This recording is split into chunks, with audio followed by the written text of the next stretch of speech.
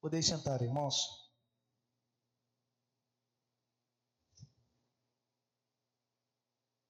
Que alegria estarmos aqui mais uma noite, meditando na santa palavra de Deus e olhando com atenção para o que Ele nos ensina e seguindo a nossa jornada de estudos sobre a ética cristã. Nós temos tido a oportunidade, no mês de janeiro, de refletir acerca dos fundamentos da ética cristã.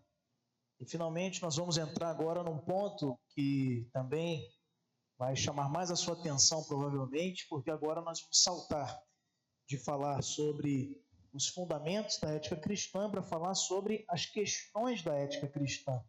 Falar sobre questões de ética é falar sobre casos concretos onde seremos desafiados a aplicar os fundamentos que aprendemos nas semanas anteriores à luz da palavra de Deus. E o primeiro ponto, ou primeira questão que vai nos saltar a atenção para meditarmos sobre a ética cristã e sobre como a palavra de Deus ela encontra explicação para muitos, pela maioria pelo menos, dos assuntos mais polêmicos que temos nos acostumado a debater no meio social, no meio acadêmico. Um deles, talvez um dos mais sensíveis, que desperta tanta polêmica, embora seja simples, à luz da teologia, da palavra de Deus, é o aborto. E à luz das Escrituras nós queremos olhar a falar sobre o aborto à luz da ética cristã. Hoje nós vamos tratar sobre algumas questões introdutórias. Eu já agradeço a você que nos acompanha aqui presencialmente, nesse tempo de culto ao Senhor, de comunhão com os irmãos em Cristo e também do calor da comunhão dos santos do Senhor. E também você que nos acompanhará posteriormente aí no YouTube da IPA, canal que tem sido também um instrumento de bênçãos na nossa igreja. Como vocês sabem, os nossos 2 livros de referência dessa nossa série de estudos, daqui para dezembro, estão baseados aqui na obra de Norman Geisler, seu livro Ética Cristã em Questões Contemporâneas, e também de Walter Kaiser Jr., O Cristão e as Questões Éticas da Atualidade. Essas 2 obras você pode adquirir na editora Vida Nova, ou, sendo um dos irmãos que tiver mais frequência ao longo do ano, nós estamos contabilizando aí quarta após quarta, você poderá então, os 3 irmãos que estiverem aí com mais frequências, como incentivo à participação também nessas quartas de doutrina e oração da IPA, você também ganhará esse combo do Walter Kaiser Jr. e também do Norman Geisler sobre ética cristã. Mas de repente, se você é ansioso como eu, não quer esperar até dezembro, você vai lá, compra na editora Vida Nova, ou de repente pede emprestado, mas é emprestado de verdade, não é pedir emprestado e não devolve nunca mais. Eu sei de alguns irmãos aqui que tem, se você tiver interesse, você pode também procurar.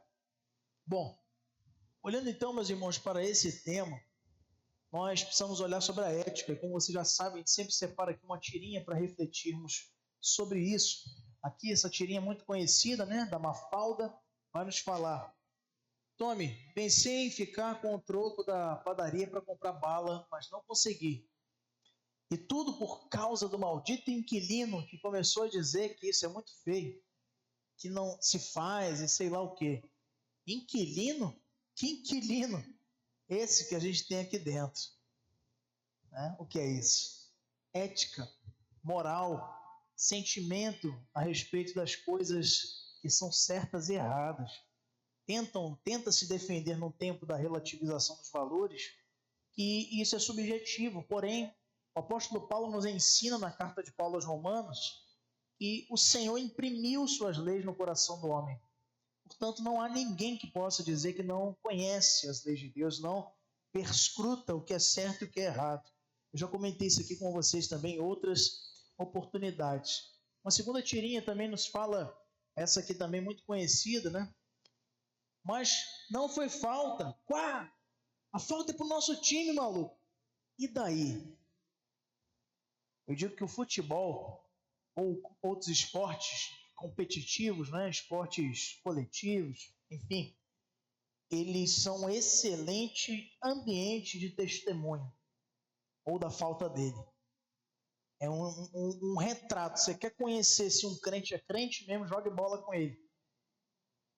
Chame ele para jogar uma bola. Chame ele para disputar algo. E aí você vai conhecer o verdadeiro testemunho ou não, vai se surpreender com a falta dele. E a gente revela no futebol nossas fraquezas, nossos episódios de ira. Eu já tive alguns também.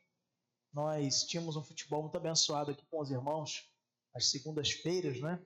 Estamos pensando aí em retomar. Já tem uns novos jogadores aí que estão chegando, Lucas, Orlando. Esse pessoal nem estava aqui na época, né, que nós tínhamos.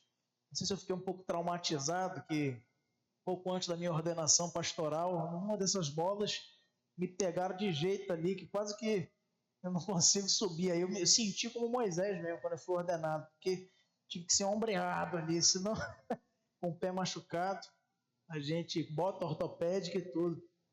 Mas o Senhor tem seus planos. Então, isso aqui é uma coisa que eu sempre chamava atenção. Eu acho que dos irmãos que participavam aqui, o Nilton, o Max, o Murilo, vão lembrar, né, dessas nossas bolas, o Marquinhos também.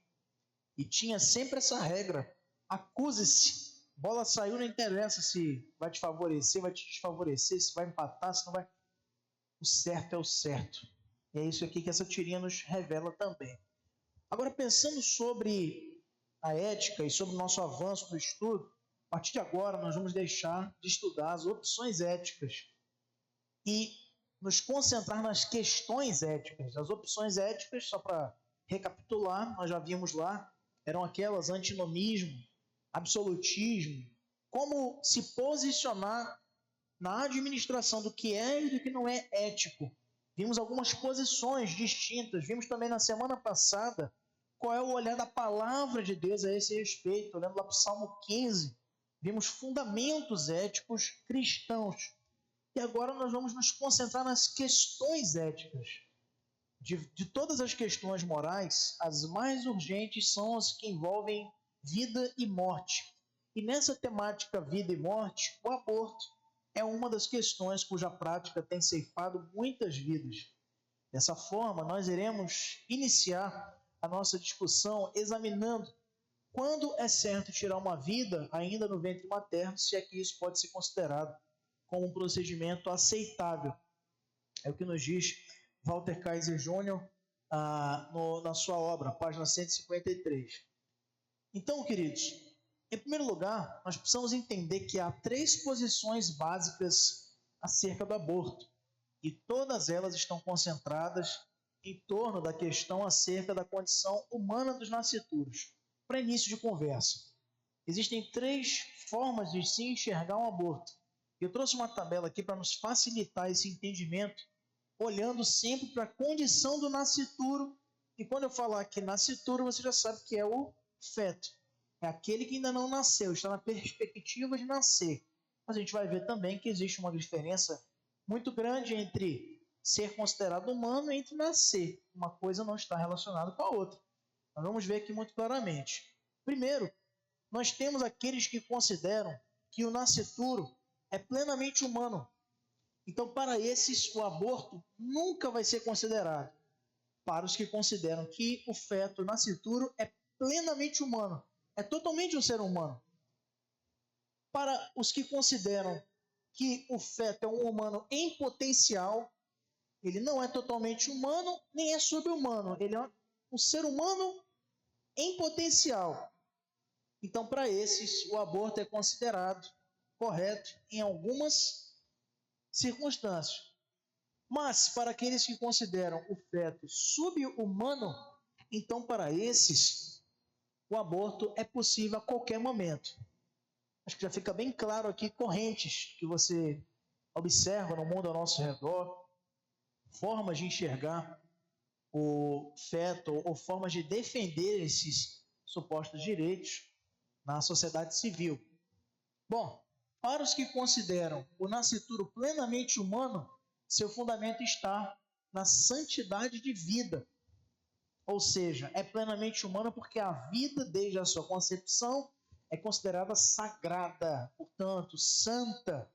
é objeto da intervenção divina. Por isso, então, nunca pode ser considerado o aborto. Para os que consideram o feto como humano em potencial, o fundamento deles é que o ser humano só pode ser assim considerado no seu nascimento. Então, antes do seu nascimento, é possível se considerar o aborto em alguma circunstância. E para os que consideram sub-humano, praticam o aborto com fundamento na qualidade de vida do abortante, ou da abortante, né? Já, por fim, quanto aos direitos da mãe, os que consideram que o feto é plenamente humano vão considerar que a vida está sempre acima da privacidade. Quando a gente fala aqui de privacidade, ao longo desse estudo e das próximas semanas, até o final de fevereiro, quando vamos nos dedicar a falar sobre aborto, direito de privacidade, não é que, o meu celular tem uma senha, não é isso, tá? Direito de privacidade, que quando for comentar, tanto pelo Norman Geisler quanto pelo Walter Kaiser Jr., está associado ao direito de administração da sua própria vida. É isso aqui que está dizendo. Então, para os que consideram o feto totalmente humano, plenamente humano, esse direito de administração da vida da mãe sempre está abaixo do direito à vida do feto. No caso de quem considera o feto humano em potencial, então vai haver uma combinação de direitos. É preciso se pesar em cada circunstância, e é por isso que eles não consideram que o aborto seja cabível em todas, nem que não seja cabível em todas as oportunidades. Então eles vão fazer um equilíbrio, pesar. Alguns momentos para esses, o direito da mãe vai estar acima do direito do feto. Em outros, o direito do feto acima do direito da mãe. E finalmente, para os que consideram o feto sub-humano, vão considerar sempre, invariavelmente, o direito da mãe ou da sua administração do corpo acima do direito à vida. Eu não quero entregar como spoiler, mas já parece muito claro qual é a visão bíblica a esse respeito. Mas vamos analisar com calma e ver que para várias abordagens, a condição do nascituro ou do feto é um elemento crucial. A gente se concentra muitas vezes em outros elementos para debater aborto, mas está aí o elemento crucial ou central dessa discussão. Qual é a importância ou a que direitos faz jus o nascituro? Pois se os nascituros são verdadeiramente humanos, a proibição de tirar uma vida também se aplica a eles. Por outro lado, se os nascituros forem apenas apêndices ou extensões dos corpos de suas mães, o aborto não é tão sério quanto uma apendicectomia, para muitos conhecida como popularmente a retirada do apêndice, a cirurgia para a retirada do apêndice. Bom, outra questão importante, Outra questão importante é a relação entre o direito à vida e o direito à privacidade, que eu estava acabando de comentar. Se a vida humana tiver prioridade sobre a privacidade pessoal, o aborto de um feto humano com base no direito à privacidade é injustificável. Mas se, por outro lado, o direito à privacidade da mãe tiver prioridade sobre o direito à vida do bebê, então seria justificável. E aqui está o cerne do debate. Qual é o direito? Primeiro, o feto é completamente humano ou não é? E se é, qual é o direito que está aí implicando em ser um maior que o outro? O da mãe, da administração da sua privacidade pessoal, ou o do feto como uma vida completa, em potencial ou negativa, como os que consideram o feto sub-humano. E diante disso, nós vamos olhar então para algumas compreensões. Nós vamos dedicar nosso tempo nessa noite para falar e responder depois, em seguida, à luz da ética cristã, a uma dessas teses. Existem os que defendem o aborto a qualquer tempo, que são os que defendem que a crença de que o feto é sub-humano. Na semana que vem nós vamos falar sobre aliás, na semana que vem nós não teremos, que será o feriado. Na outra semana nós teremos nosso estudo falando sobre os que creem que o feto é um ser humano em potencial. E finalmente encerrando, olhando para aqueles que creem que o feto é plenamente humano. Então vamos começar do pior para o maior. Então o aborto, sob demanda, historicamente, nós não temos o interesse aqui de fazer um apanhado histórico, né, de todos, né, mas resumidamente o aborto sob demanda, né, on demand ou em clínicas, essa coisa mais estruturalizada do aborto, como nós temos visto e debatido muito, no Brasil ainda nem tanto, mas pelo mundo afora já como uma realidade, foi reconhecido em 1973 pela Suprema Corte dos Estados Unidos em duas decisões principais. Primeira, de Doe versus Bolden e Roe versus Wade. E foram casos emblemáticos onde se marcou aí o direito da mulher à privacidade prevalecendo sobre os interesses do Estado na regulamentação dos abortos. Existia uma lei ali que impedia, lei anti-aborto, impedia o aborto em qualquer circunstância. A partir disso, começou a se flexibilizar, garantindo às mulheres esse, entre aspas, direito. E o que resultou dessas duas decisões, desses dois casos, foi a legalização do aborto por qualquer motivo nos 50 estados dos Estados Unidos da América. Mesmo, veja só, sendo um país de influência no seu nascedouro dos cristãos protestantes. Um país fortemente influenciado pelo protestantismo e ainda assim, à margem dos princípios que norteiam a palavra de Deus, como nós vamos ver logo adiante. A decisão também de Webster, em 1989, deu ao Estado, enquanto poder regulador, os direitos adicionais, mas não aboliu o aborto. Então, a proibição do aborto por nascimento somente proibiu o aborto de bebês que estivessem praticamente prontos e não totalmente fora do ventre, ainda sendo possível em todos os estados norte-americanos essa prática a qualquer tempo. Então, isso envolveu muita polêmica na época, obviamente, posicionamento pró e contra, e ainda assim foi o que aconteceu. Então, você pensa que existem apenas argumentos políticos, ideológicos ou humanistas que defendam isso, porém, entre as alas que defendem este pensamento de que o aborto deva ou possa ser praticado a qualquer tempo, existem muitos, inclusive cristãos. É isso mesmo. E que usam de alguns argumentos, por isso eu coloquei entre aspas aí, bíblicos. Porque são bíblicos, mas não significa que sejam argumentos. Mas vamos ver, texto a texto, o que eles usam para argumentar, então, de que o feto possa ser considerado subhumano. Em primeiro lugar, você observa que tanto a revelação geral de Deus, a criação, consciência humana, a história, quanto também a revelação especial se opõe ao aborto. Para a gente começar a conversa de uma forma mais categórica, porque a gente vai apresentando aqui e você não fica pensando assim, o pastor está lendo os textos aí, realmente faz sentido, né? Não faz. A gente vai explicar no final ainda hoje por quê. Então, a princípio, nós vamos justificar os textos que eles usam para fundamentar o aborto à luz da palavra de Deus e sustentar o ponto de vista de que uma criança não é um ser humano, que a criança é um subhumano. As passagens mais significativas são a de Gênesis 2:7, a de Jó 34, 14 e 15, Isaías 57, 16, Eclesiastes 6, 3 a 5 e em Mateus 26, 24. Vamos ver cada um desses textos. Vou pedir nosso apoio aí no microfone, por favor. Nosso irmão Marcos vai ler Gênesis 2:7. A sua esposa Marta vai ler Jó 34, 14 e 15. Depois, passando aqui para frente, o irmão Newton vai ler para a gente Isaías 57, 16. Tá? Terminando aqui na frente, o Orlando vai ler para a gente Eclesiastes 6, 3 a 5.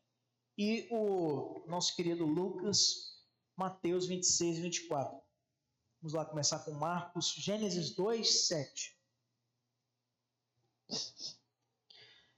Gênesis 2, verso número 7. Então formou o Senhor Deus ao homem do pó da terra e lhe soprou nas narinas o fôlego de vida, e o homem passou a ser alma vivente. Então, para os que usam esse texto para sustentar que o feto não é um ser humano, eles querem dizer que o primeiro homem, Adão, aqui no texto que nosso irmão acabou de ler, se tornou alma vivente apenas depois de Deus ter lhe soprado o fôlego de vida. Então, à medida que a respiração não acontece até o nascimento, defendem estes, então os nascituros não seriam humanos, pois não seriam portadores do fôlego da vida até nascerem. Lá na frente a gente vai ver por que isso não tem o menor sentido. Marta, Jó 34, 14 e 15.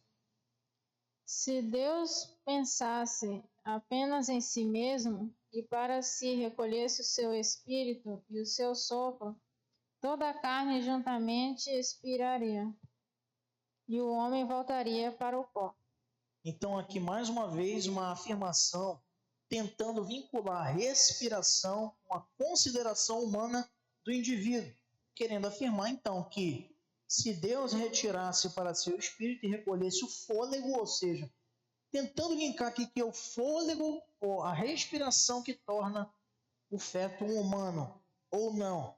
Então, argumenta-se que não existe vida antes da respiração. Newton, vai ler para a gente Isaías 57, 16. Pois não contenderei para sempre, nem me indignarei continuamente, porque, do contrário, o Espírito definharia diante de mim, e o fôlego da vida que eu criei. Novamente, o fôlego, a respiração, e esse verso, na visão destes que defendem que o feto é sobre-humano, biblicamente querem defender, então, que por não respirar, o feto não é um ser humano ainda, porque teríamos a respiração como momento de criação de um ser humano. Depois, Eclesiastes 6, 3 a 5, com o Orlando.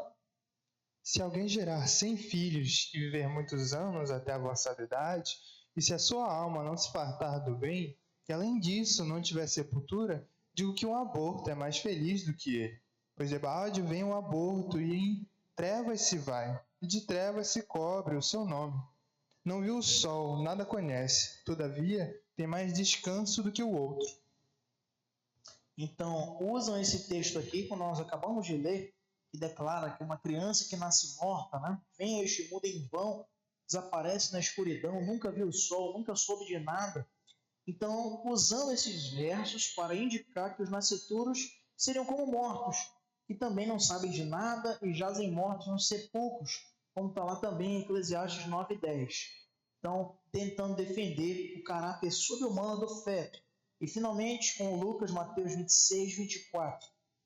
O Filho do Homem vai, como está escrito a seu respeito, mas ai daquele por intermédio de quem o Filho do Homem está sendo traído. Melhor lhe fora não haver nascido. Veja só, então, os que defendem que o feto não é sequer considerado um ser humano, vão afirmar, usando aquilo que Jesus usa para definir aqui as consequências da traição de Judas, como um fato que implicaria que a vida humana se inicia só com o nascimento, porque ele diz, melhor então fora que não tivesse nascido. Ou seja, se ele não tivesse nascido, ele não teria existido. Então, antes de nascer, ele não existia. Essa é a linha de argumentação de quem defende isto, olhando para a Bíblia. Calma que a gente vai ver cada um desses textos. Bom, existem também outros argumentos supostamente favoráveis à crença de que o feto é sobre-humano, qualificando o aborto, então, em qualquer tempo. Existem vários argumentos extra-bíblicos que são apresentados pelos defensores do aborto. E os mais significantes nós queremos considerar aqui com vocês nessa noite, de forma breve, e discuti-los mais adiante quanto às objeções feitas à abordagem pró-vida, que é a abordagem da ética cristã. Primeiro é o argumento da autoconsciência. É um argumento extra-bíblico agora usado para defender que o feto não é um ser humano, dizendo que um bebê não é um ser humano porque não possui autoconsciência. Estudos, principalmente na área da psicologia infantil e da neurociência, vão afirmar que a criança ela só vai desenvolver autoconsciência, ou seja, consciência de que ela mesma exista a partir dos seus 3 a 4 meses de vida, quando ela vai entender a vida extrauterina. Até ali, ela se entende como parte do corpo da mãe. Isso tem toda uma etimologia ou toda uma forma de se pensar associada à psicologia humanista. É óbvio que isso serve para identificar vários processos de progresso da criança, e isso não necessariamente vai convalidar o que aqui está se a defender, uma vez que nenhum infante no ventre materno é autoconsciente, então defendem eles que pode-se pôr sob consideração o argumento a favor da condição subhumana dos fetos ou dos nascituros, e o aborto, com base nesse fato, se tornaria admissível. Outro argumento extra-bíblico que é frequentemente usado é o argumento da dependência física, muito parecido com o primeiro, e vai apresentar que o bebê é uma extensão do corpo da mãe, e por isso pode ser por ela disposto, não necessitando de uma anuência ou de uma proteção especial àquele nascituro, por se tratar, na verdade, de uma extensão do seu próprio corpo e do seu sistema reprodutor. E uma vez que esse bebê seria um intruso no domínio físico da mãe, ela teria o direito de eliminá-lo. Um outro argumento usado por esses que defendem a condição subhumana dos fetos é o argumento da transmissão hormonal. Então, alguns defensores da escolha da mulher a respeito da disposição do feto dizem que não são eles seres humanos até a implantação, que ocorre em torno de uma semana ou depois da concepção. Antes da implantação, o nascituro pode ter sua estrutura genética completa, mas carece de interface com a comunidade humana e com a habilidade para comunicar-se, como argumentam é essencial para a vida humana. Se ele não pode expressar, não pode comunicar-se fora do ambiente orgânico do ventre materno, então essa criança não poderia então ser considerada um ser humano. Há também quem defenda que o argumento da dependência do zigoto de moléculas materiais para o seu desenvolvimento também convalidaria o seu caráter subhumano, porque existiria ali a necessidade de ativação do zigoto pelas moléculas maternas. Não há, então, uma existência independente, mas interdependente. E por isso, para eles, no estágio inicial de divisão celular, que vai formando ali o embrião, ele não conta com seus próprios genes, mas conta, na realidade, com o RNA do óvulo da mãe e o zigoto ofertado ali pelo pai. Existe também, agora já suavizando um pouco mais, mas veja, ainda é nocivo, aqueles que defendem, argumentando do aborto a qualquer tempo, a segurança da mãe. E agora começa a ficar num ponto ético mais sensível. Aqui vai se argumentar que o aborto ilegal é perigoso e que números vão de 5 a 10 mil mulheres mortas anualmente, vítimas de abortos ilegais, seriam oferecidos como uma evidência de que o aborto legal em clínicas certificadas seria a solução para este problema. Mediante a legalização, milhares e milhares de mulheres poderiam ser salvas da morte por contaminação em clínicas ilegais pela prática do aborto. Há também um outro argumento, o que diz respeito aos direitos de autonomia que a mãe tem sobre o seu corpo. É muito frequente nesses protestos pró-aborto ou pró-legalização do aborto, não só no Brasil como no mundo inteiro, aquela clássica frase, meu corpo, minhas regras, levantado pelo movimento feminista, visando legalizar o aborto como uma consequência do avanço, no olhar deles, da sociedade. Então, isso significaria que a mulher tem o direito de abortar a criança se não quiser usar os seus órgãos físicos para manter a vida do nascituro. Ou seja, se ela está compartilhando o seu útero, da comunicação molecular e de nutrientes, seria disposição dela, por ter autoridade sobre o seu corpo, dispor daquele indivíduo estranho. A razão apresentada é que a autonomia física da mulher teria mais valor que o direito do nascituro à vida. Portanto, se a mulher sente que os seus direitos estariam afrontados, ela teria a opção de abortar. O argumento baseado no abuso e na negligência é um outro argumento extra-bíblico proposto a favor do aborto e vinculando o fato de crianças serem prevenidas contra o abuso e contra a negligência. A gravidez indesejada, no olhar dessas pessoas, produz crianças indesejadas. E essas crianças indesejadas tornam-se crianças potencialmente abusadas ou violentadas. Então, o aborto, a redução da natalidade desse tipo de criança, reduziria o índice de crianças em situação de vulnerabilidade. Defendem esses que acreditam que o aborto deve ser realizado em qualquer circunstância. Há o argumento da má formação. Quando se identifica uma criança com má formação genética, então a pergunta que fica para esses grupos levantam, né, indagando, por que deveríamos permitir que uma criança nasça com má formação ou malformação? É uma pergunta que até os espartanos faziam, eliminando essas crianças, inclusive.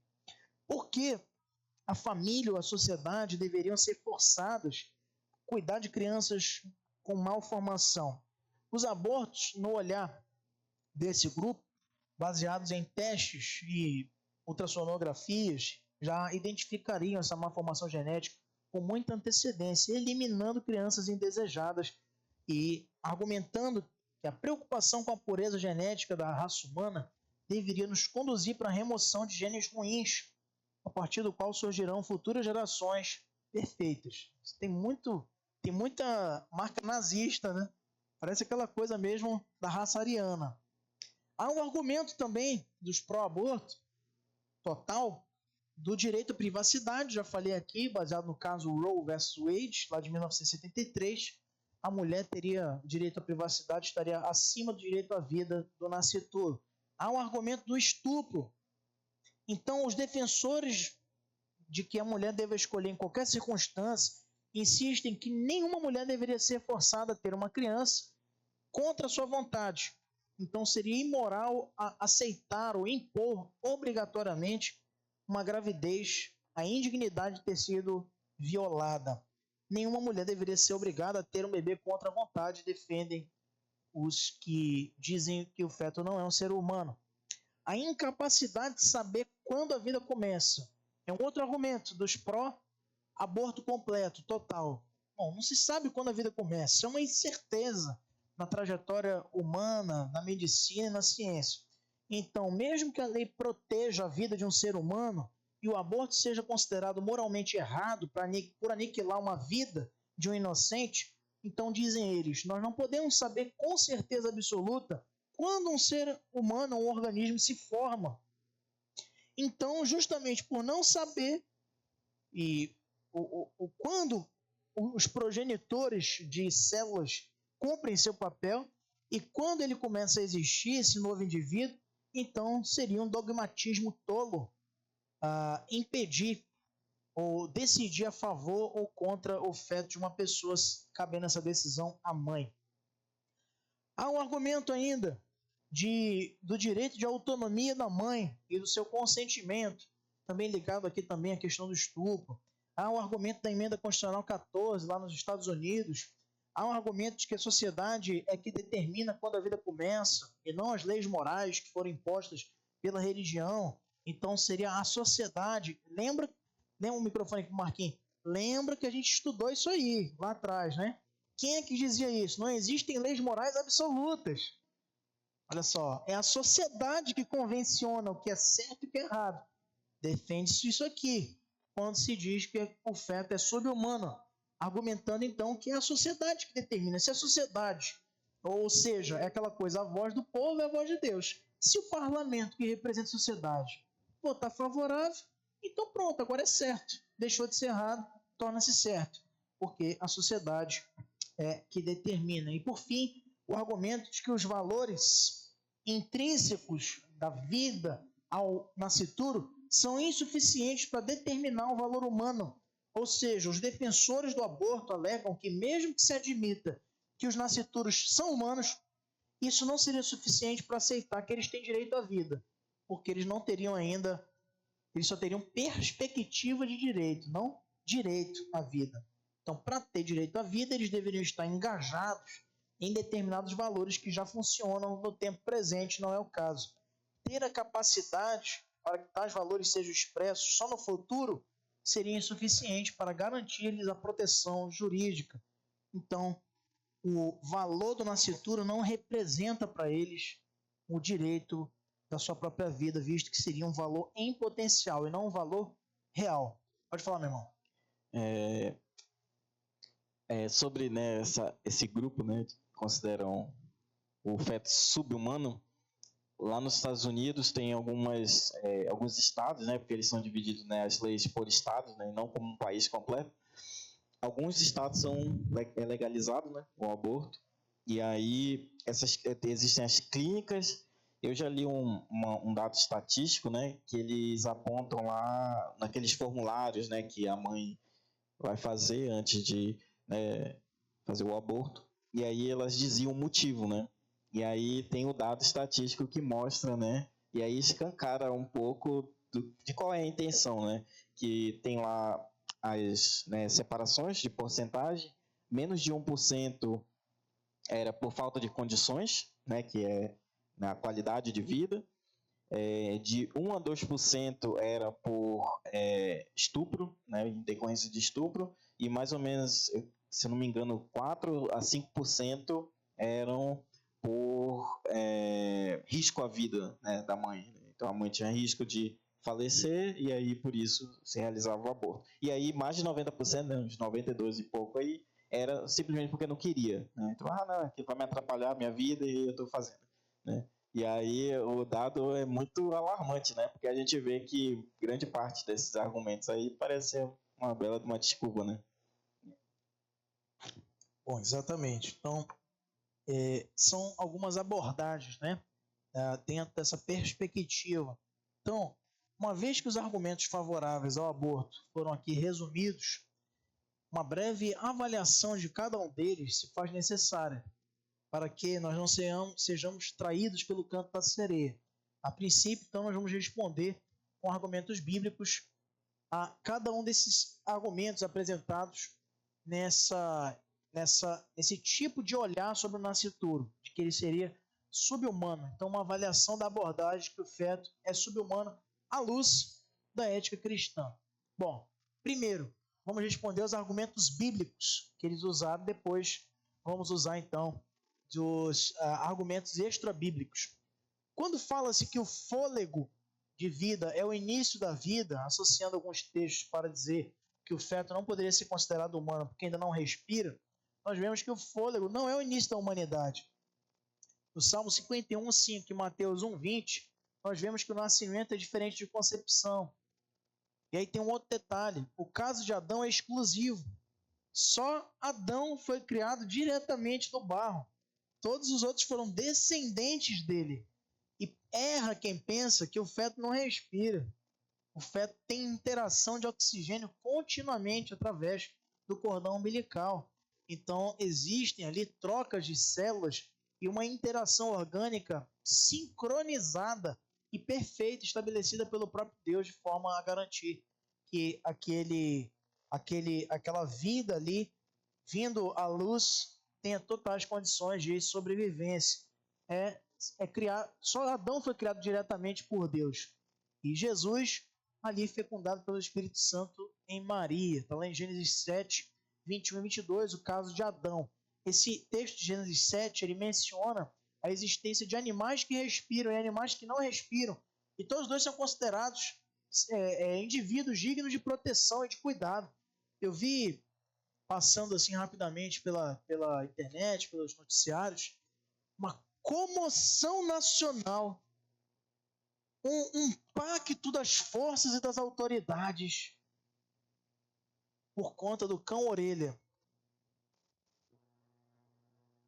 E eu acredito que foi uma circunstância hedionda, terrível realmente, deve ser punida à luz da legislação, não há dúvida quanto a isso.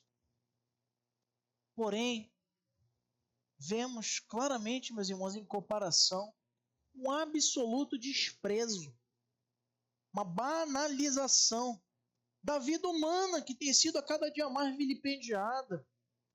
absorta nas inconsequências de um país que não está atento a questões de segurança pública de maneira séria, conhece os seus limites de fronteira, conhece os potenciais de ingresso do crime, de contrabando, de drogas, de uma série de situações, e simplesmente faz o que dá, fecha os seus olhos, e um cachorro morre, e como o país vai parar para combater o crime?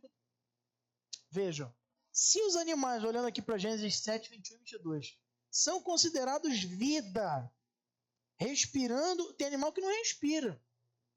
Tem essa dúvida que ela é frontal com a legitimidade do contexto lá de Noé. Muita gente usa essa coisa. Quer dizer que Noé pegou um casal de mosquito e botou lá dentro da arca, porque tinha que ser macho e fêmea. Então, todo animal que tem... Quem é que lembra aí?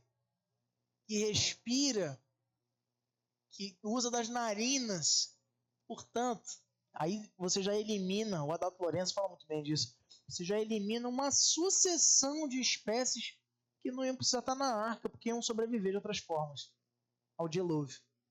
Somente os que usavam das narinas para respirar, em sua maior quantidade de mamíferos. Então, mas não somente. Então, primeiro, o fôlego não é o início da nossa humanidade. Vamos ver lá esses textos. Salmo 51, 5 e Mateus 1, 20. Agora, partindo para esse lado, a Larissa vai ler para a gente Salmo 51, 5 e a Ágata vai ler para a gente Mateus 1, 20. Depois, atrás, a nossa irmã Joana vai ler para a gente Gênesis 7, 21 e 22. E ao seu lado, o presbítero Santos vai ler Eclesiastes 6, 3 a 5. O Jonatas, aqui antes, né? Tá certo. Gênesis 7, 21 e 22. E atrás a Joana, Eclesiastes 6, 3 a 5. Vamos lá com a Larissa. Salmo 51, 5. Eu nasci na iniquidade, e em pecado me concebeu minha mãe. Veja, concepção está ligado aí à vida. E nascimento é um outro fato da vida. Não necessário, mas consequente. Dá para entender isso aí? A consequência da vida é o nascimento. Não o contrário. A consequência do nascimento é a vida. Você não se torna vivo quando nasce. Você nasce porque está vivo. Faz sentido? Inclusive, né, não são em todos os casos, mas existem circunstâncias onde quando o feto existe um aborto espontâneo, condições clínicas, condições genéticas, enfim, e a criança parou o batimento lá, morreu, dentro do ventre. Né? É preciso ser feito ali, em alguns casos, não vai aquele feto evoluir para parto. Tem condições de já estar tão evoluído que vai ter que esperar até o parto da criança morta, do feto morto. Mas tem condições onde não vai. Por que não vai?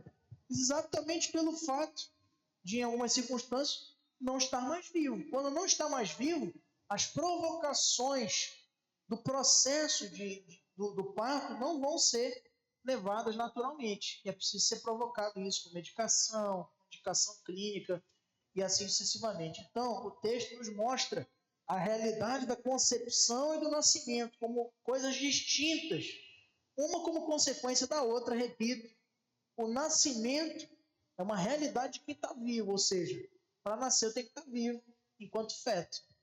Então, isso ratifica a condição do feto como ser humano, não o contrário.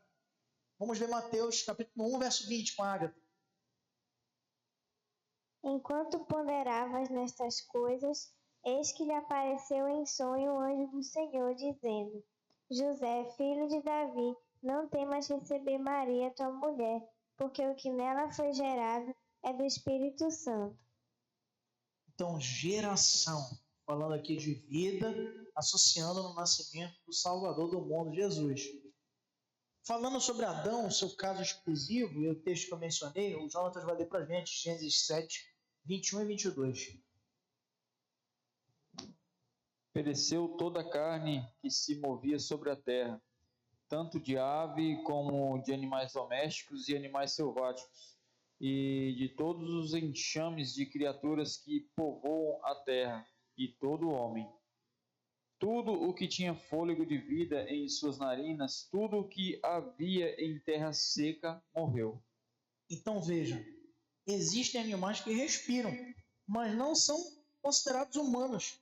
O que isso quer nos ensinar aqui? O fato de respirar não torna o indivíduo humano. Como defendem os que, como vimos no slide anterior, no ponto anterior, defendem que para se considerar um feto humano ele tem que respirar.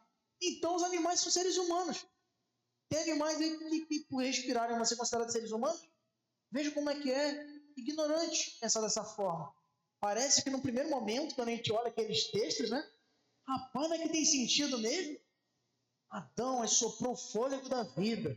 Aí, Eclesiastes, vinculando a questão da respiração. Pronto, então se não respira, não é vida mesmo. Mas e os animais que respiram?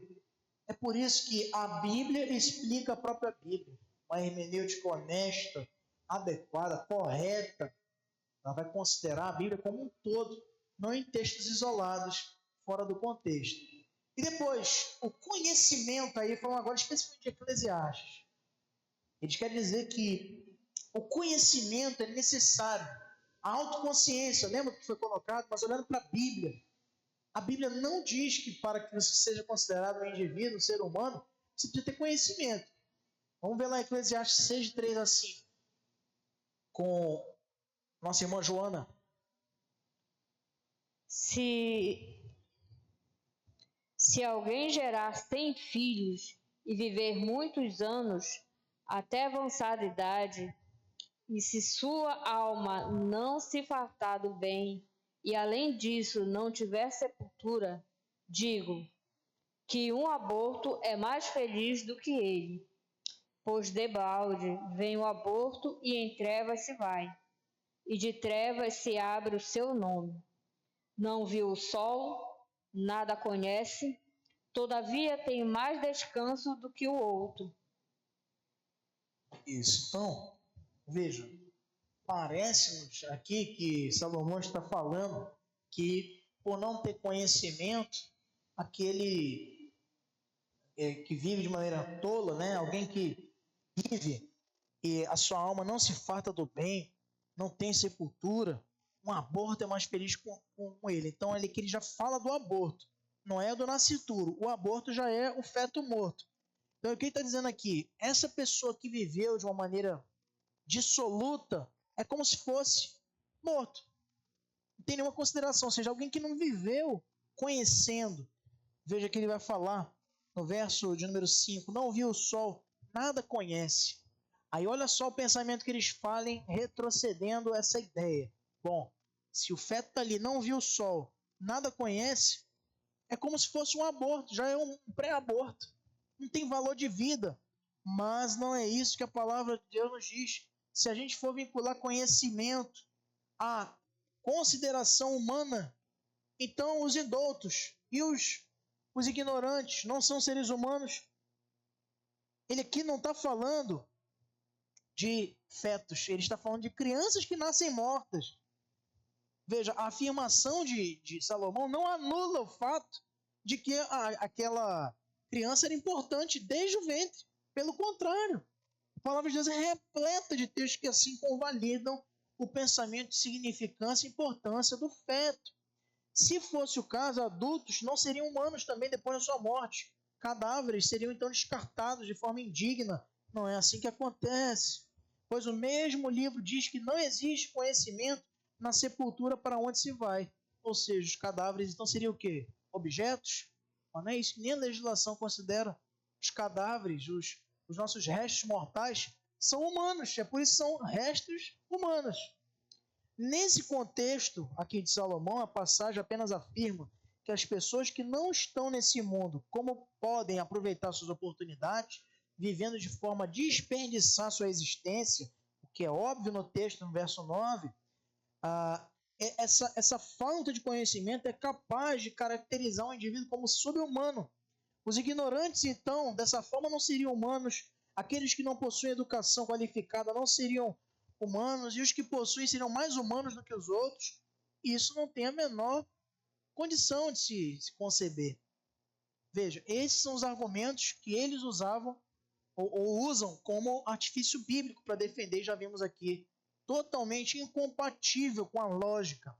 Porém, quanto aos argumentos extra-bíblicos, para terminarmos, podemos ver que esses supostos argumentos favoráveis à abordagem do feto como subhumano também carecem de fundamento lógico, filosófico, espiritual, científico ou qualquer outra área. Veja, primeiro, sobre a autoconsciência, que foi um dos primeiros argumentos usados. A autoconsciência ela não é necessária para caracterizar um ser humano. É óbvio que não. Se a autoconsciência fosse essencial para a nossa humanidade, aqueles que se encontram em estado de coma, por exemplo, como esteve aí, alguns dizem que já saiu. Não vi foto dele andando por aí, nem de... Então, para mim, ainda está em coma, que é o Michael Schumacher, por exemplo, piloto multivencedor da Fórmula 1. Mas outros também que estiveram em coma aí deixam de ser humanos porque perdem a autoconsciência? Não tem sentido. Consegue observar? A autoconsciência não é vinculativa com a caracterização de um ser humano. Se fosse assim, os que estão em coma teriam deixado sua condição humana para se tornarem novamente humanos caso acordem. O que é absurdo. Eles não deixam de ter direitos de herança, plano de saúde e tudo mais que diz respeito a um ser humano, mesmo estando em situação de inconsciência. Estão inconscientes. Outro argumento. O embrião é uma extensão, é um apêndice do corpo da mãe. Não é verdade. O embrião não é uma extensão da mãe. A identificação mais clara de que os embriões não são extensões físicas das suas mães é um fato científico. Eu acredito que nós até já tínhamos falado sobre isso aqui no nosso estudo sobre como tudo começou no ano que passou. Então, a partir do momento da concepção, o embrião possui um gênero próprio. O embrião, ele pode ser, por exemplo, masculino. E aí a mãe é feminina. Não há identidade direta nisto. A partir dos 40 dias da concepção, o embrião possui ondas cerebrais próprias, distintas do sistema nervoso materno e que são mantidas desde ali até a morte, individualmente. Ah, está dentro do ventre, tá? Assim o Senhor propôs para a sua maturação ao ponto de caminhar sozinho, mas isso não implica no fato de que o embrião vai ser uma extensão do corpo da mãe, porque não é. Depois de poucas semanas da concepção, o embrião ou o feto já possui seu próprio tipo sanguíneo, algumas vezes, também na maioria das vezes, distinto da mãe. Pode ser diferente e pode ser igual. Ele já tem suas próprias impressões digitais, que são diferentes da sua mãe.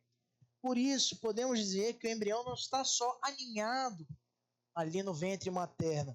O nascimento, ele muda só os métodos pelos quais ele vai comer e receber oxigênio. Não mais pelo cordão umbilical, mas pela via da amamentação ou da própria respiração, levando ar aos seus pulmões. Portanto, os embriões não são parte do corpo da mãe, nem são o corpo da mãe. Da mesma maneira que o bebê que mama não é parte do seio. É uma criança, é um outro indivíduo.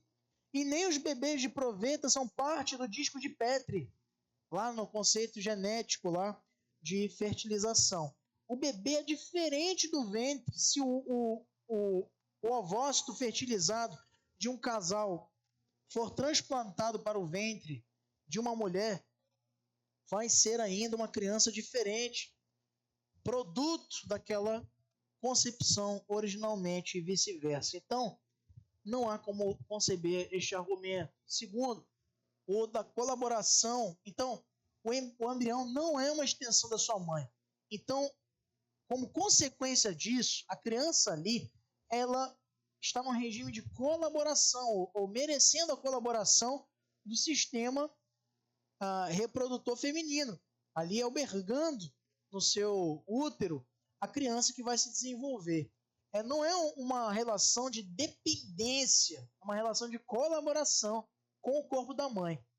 Há um argumento também de que o aborto salva vidas, porque os abortos realizados em clínicas ilegais, sem segurança, sem certificação do Estado, vão gerar então muitas vidas. Vamos falar sobre isso. Veja só, é interessante pensar que claramente, meus irmãos, o aborto legalizado não salva vidas. Isso você pode ver nos países que, inclusive, já tiveram esse processo de legalização e não reduziram o matricídio, a morte em massa por diversas situações de mulheres grávidas. A legalização do aborto não impediu a morte de milhares de mulheres, mas, por outro lado, causou a morte de milhões de bebês. Antes da legalização do aborto nos Estados Unidos da América, em 1973, não havia morte de milhares de mulheres vítimas de abortos ilegais a cada ano, como se defendia.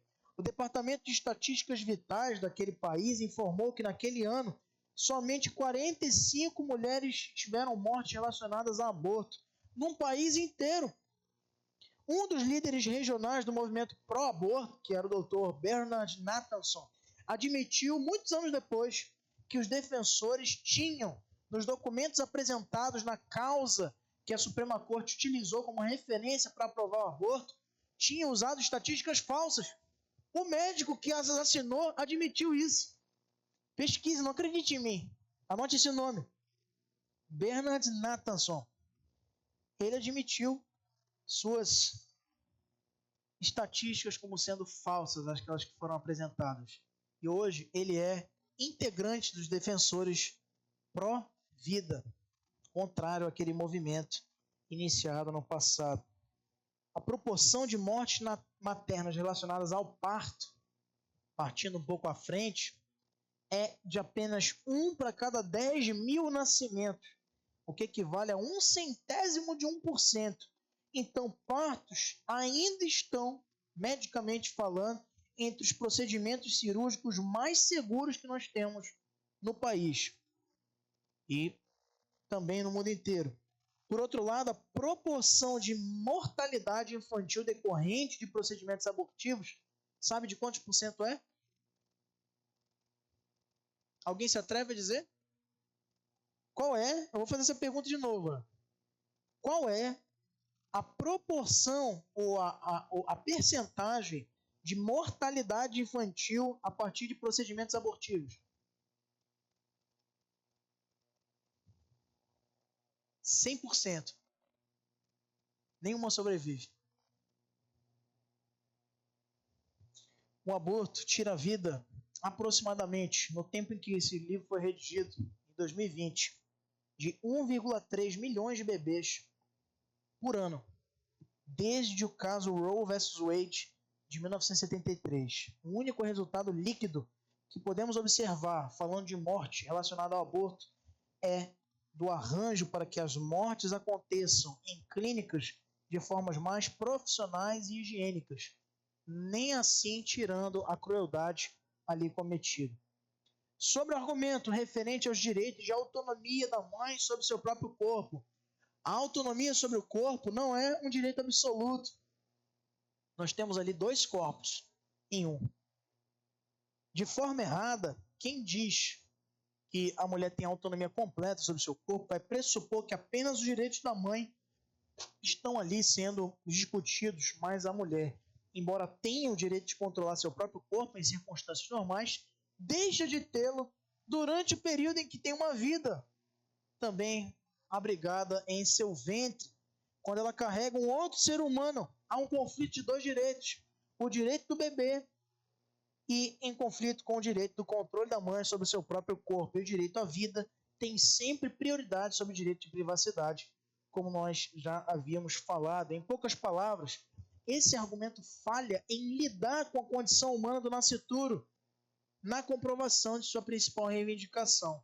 Então ele quer colocar que a vida da criança tem menos valor em detrimento ao direito de autonomia do corpo, o que não faz nenhum sentido.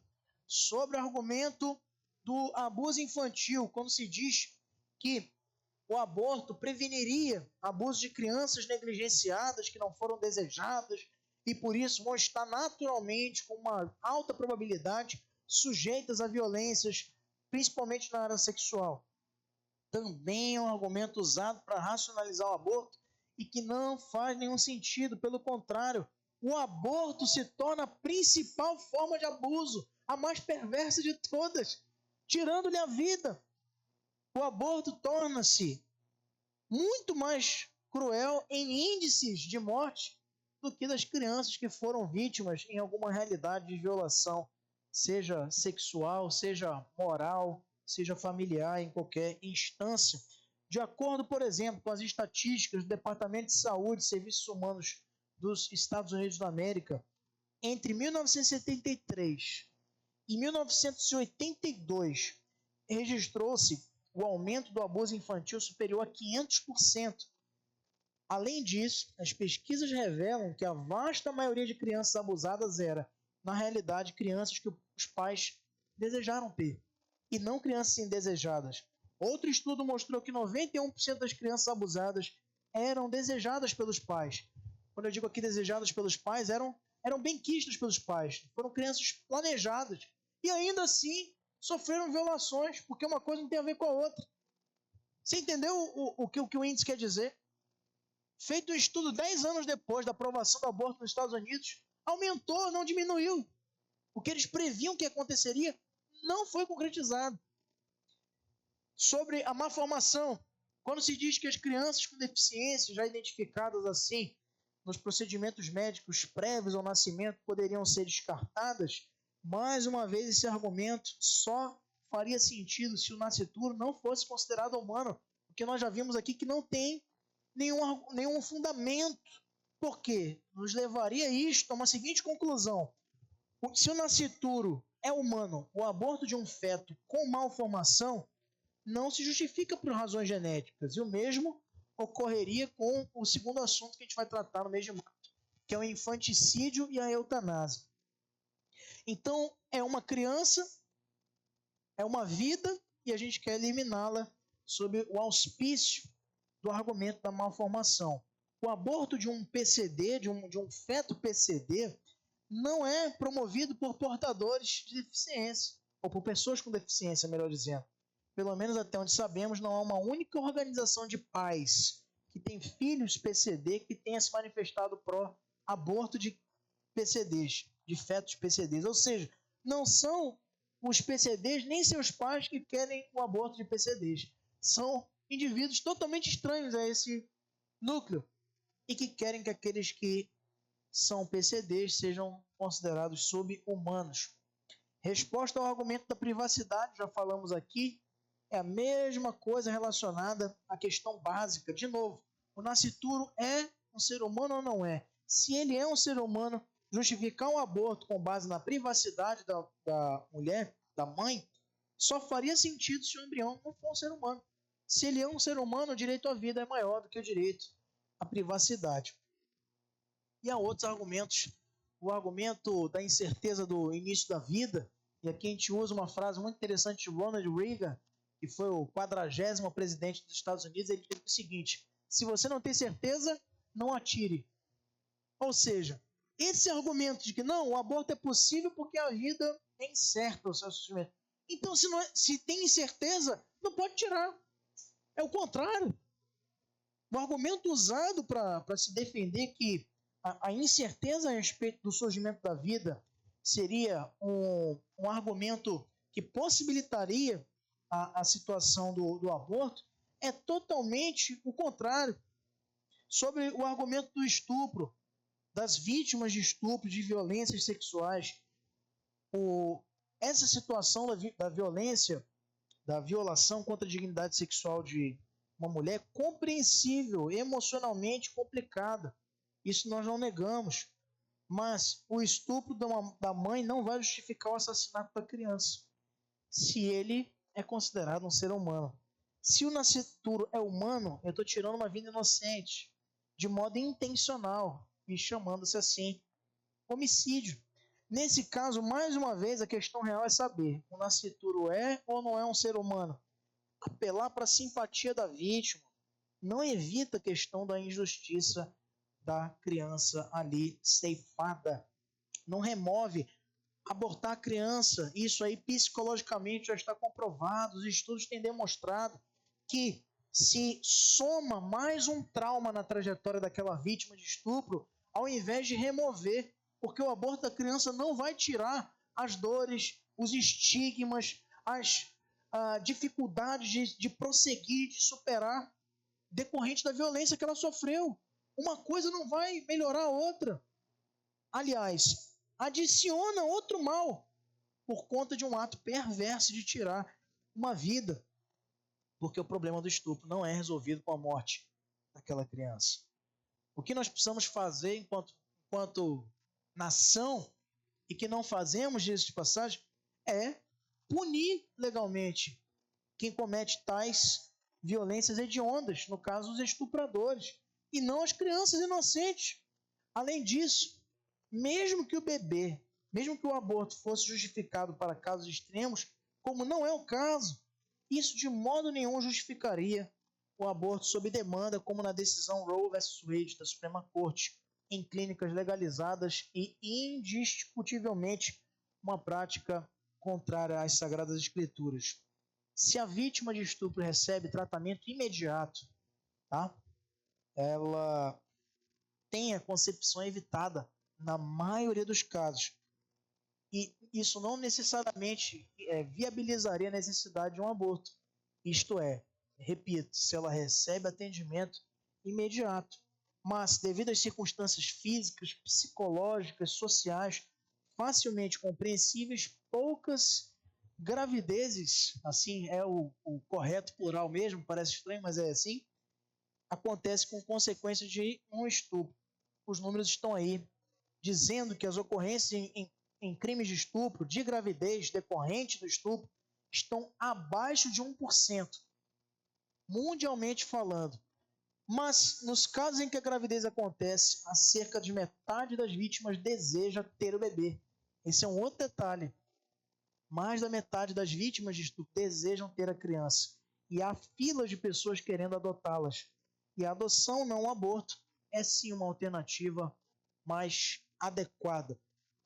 Ironicamente, como um adendo desse detalhe, a mulher cujo codinome e cuja alegação de estupro resultou no caso emblemático Roe vs Wade de 1973, Norma McCorvey, ela que derrotou a lei anti-aborto nos Estados Unidos, admitiu posteriormente que mentiu na sua alegação de que estava grávida. O que faz com que se torne imprecisa a própria reivindicação original subjacente ao caso. E quando fala-se sobre a incerteza, devendo seguir o caminho do bom senso, precisamos olhar sempre para a resposta aqui de Ronald Reagan, né? Quando não se tem certeza, não atire. Então, o argumento da incapacidade de saber quando a vida começa não pode ser também um fundamento para que se ceife a vida de fetos indefesos. Se você estiver com a arma carregada e vir algo com uma aparência levemente alaranjada entre os arbustos, é o que ele queria dizer, não atire. Pode ser uma fera, mas pode não ser o animal que você está caçando. Então, nas leis da lógica, ou nós sabemos o que é uma pessoa, um organismo humano, ou não sabemos. Ou o nosso conhecimento é um fato, ou não é. Então, podemos verificar 4 possibilidades. O organismo é uma pessoa e nós sabemos disso. E ainda assim queremos abortá-lo. Então, cometendo um crime. Segundo, o organismo é uma pessoa e nós não sabemos disso. Então, não podemos apostar com a nossa incerteza. Se o organismo não é uma pessoa e nós não sabemos disso, então nós não sabemos, nós não podemos atentar contra a vida do que nós não sabemos.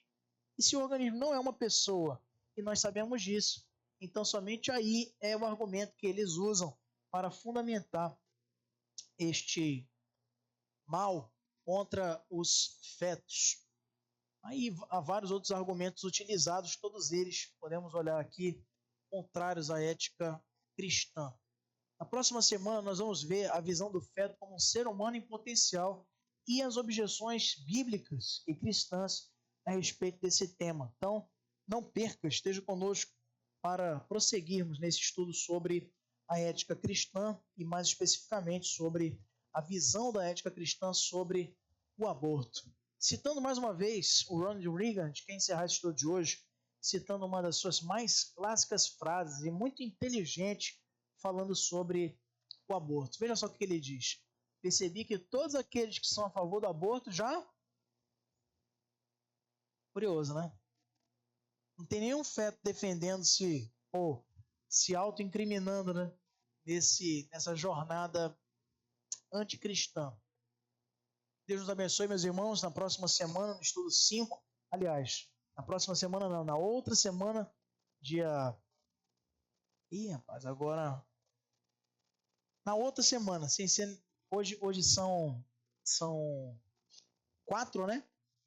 4 com 7, 11, com 7, 18. Dia 18, vamos ter então nosso estudo sobre esse tema tão importante. Vamos ficar de pé para encerrarmos o nosso culto de doutrina de hoje. Pedir que o microfone seja levado ao nosso